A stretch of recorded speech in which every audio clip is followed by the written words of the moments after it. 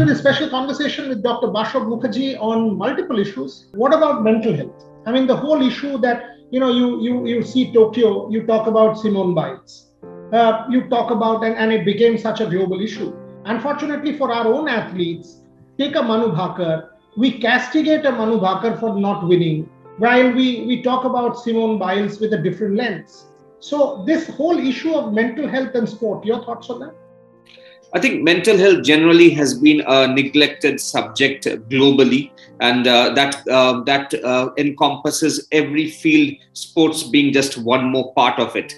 In sports, mental health needs special attention. As you know, I think that focus only comes to very high-class athletes. Only after they reach a certain level does their mental frame of mind gets conditioning. But in a junior level, at a youth level, when they haven't reached a state level or a national level, of course, there's very little bit of mental torture, tutoring that ever absolutely happens. So that's something which is left out. It's something which is poorly addressed. I do admit with you, like physical health comes the forefront. Mental health, which is so important, takes a back seat, and there is much more to do.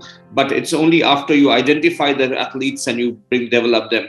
Mental health per se is a very neglected subject globally. We do not have enough of psychologists or psychiatrists or counselors to take care of mental health of our population. Sports being one more industry where it's neglected. Last two questions, Dr. Mukherjee. One, what about para-athletes and athletes with disability? I mean, your thoughts on, obviously, Paralympics has become a much talked about subject in India, thanks to the intervention of the political class, including the Prime Minister himself. Your thoughts on para-athletes and how they can benefit from a conversation like this? What are your kind of advice to para-athletes, women who want to take up para-sport?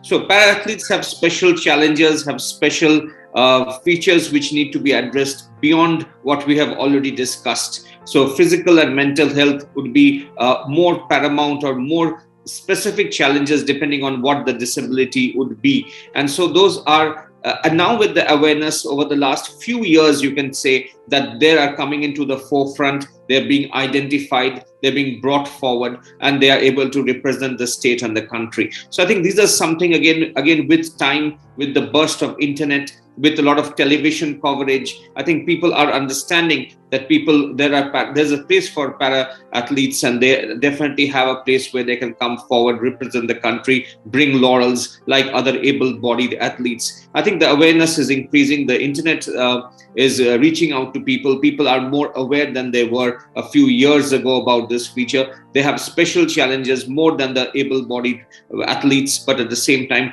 it needs to be worked out. There's no easy solutions. Last one, if you were to advise federations or sports bodies, on these issues, the 1, 2, 3, if I can ask you to give us 3 pieces of advice that you would want to pass on to administrators who are in charge of Indian sport, cater to these athletes, what would those be? So I think we all know that the problems now they are being sorted slowly.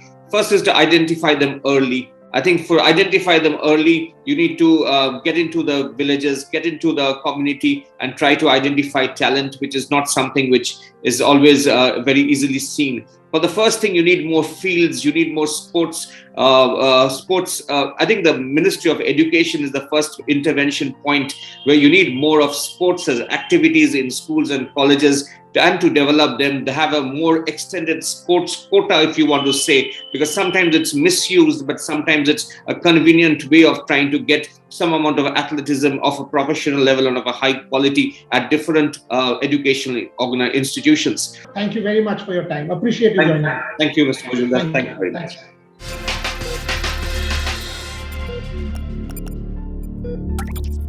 How have you, 2 parts, how have you dealt with bubble life and this whole issue of mental health, number 1, and number 2, when you play, you've had a hard day on the field, how do you unwind?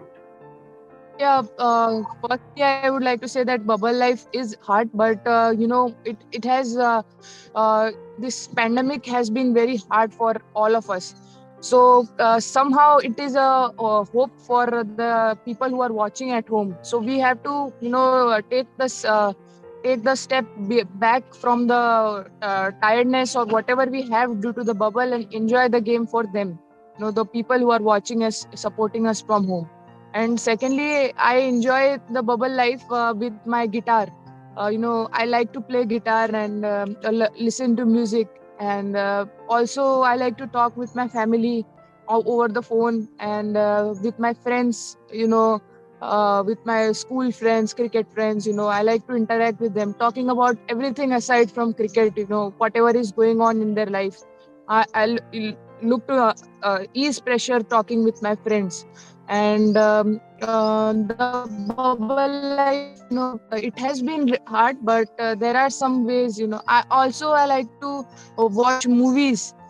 I'm a huge movie freak.